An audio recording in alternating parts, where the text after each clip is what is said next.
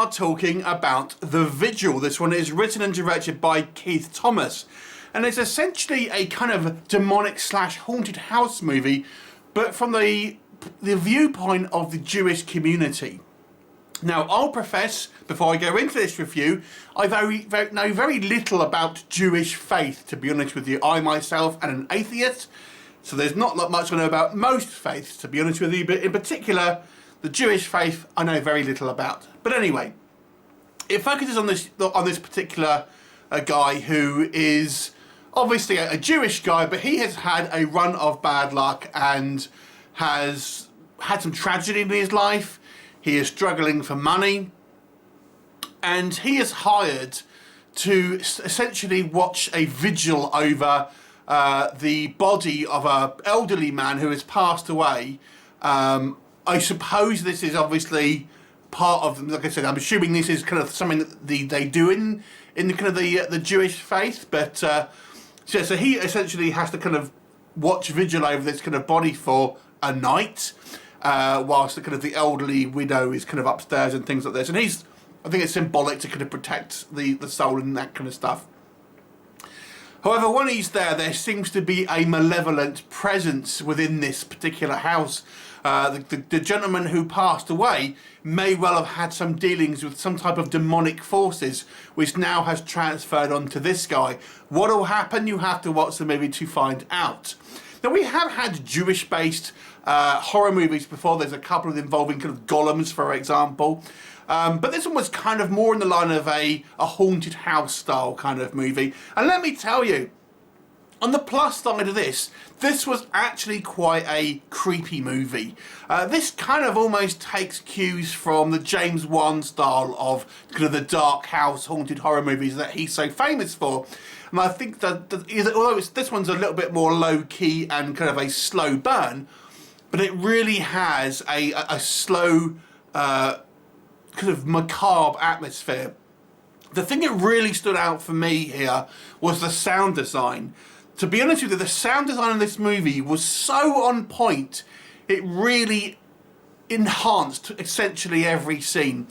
And it's when it's not being used as well. For example, there are instances here where we have very little sound going on, and we're just kind of seeing the visuals, for example, of this this gentleman who's passed away in their kind of shroud, and did we see his kind of hand twitch and things like this, but with kind of no sound. And then on the flip side of that, we get kind of the very kind of overt kind of sounds of kind of bones cracking and things like this.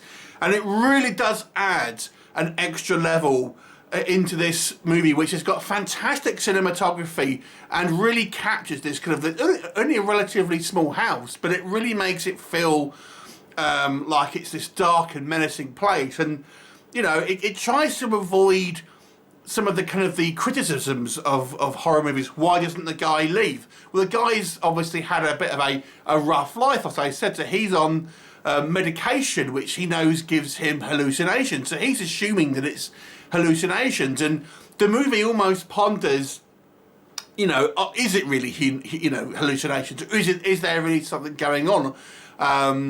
It obviously will be revealed as the movie progresses.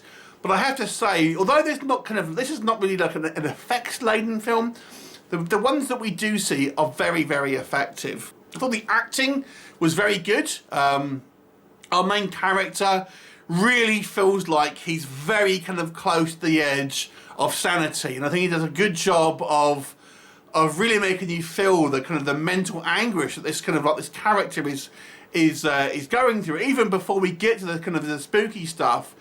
Just when he's talking about being turned down for a job and stuff like that, you feel empathy because his performance is so kind of like down on his luck, for example. You kind of want this guy to catch a break. So I thought that was great. Where do I think this movie doesn't do so well? To be honest with you, my faults are relatively minor. It does kind of fall into some cliches, the kind of the typical void that you have here, things like this, things kind of going on. So that there are some kind of obvious kind of setups and things like that. And when it's all said and done, even though this has a little bit of a spin on the kind of on the Jewish faith kind of side of stuff, it really kind of plays very much like somewhat of every other kind of haunted house to a certain degree, just with the trappings of the Jewish faith, which does kind of give it some degree of originality, but the way the plot progresses in regards to these type of movies, it doesn't really break the mold in regards to that. But I have to say, if you want a fantastic spooky evening, then you can't do, you can do a lot worse than this one. I'm going to give this one quite a good mark, actually. I thought this was a thoroughly well-made movie and an 8 out of 10 for me. Have you seen it? What did you think of it? Leave me a comment and I'll look forward to seeing you next time. Bye for now.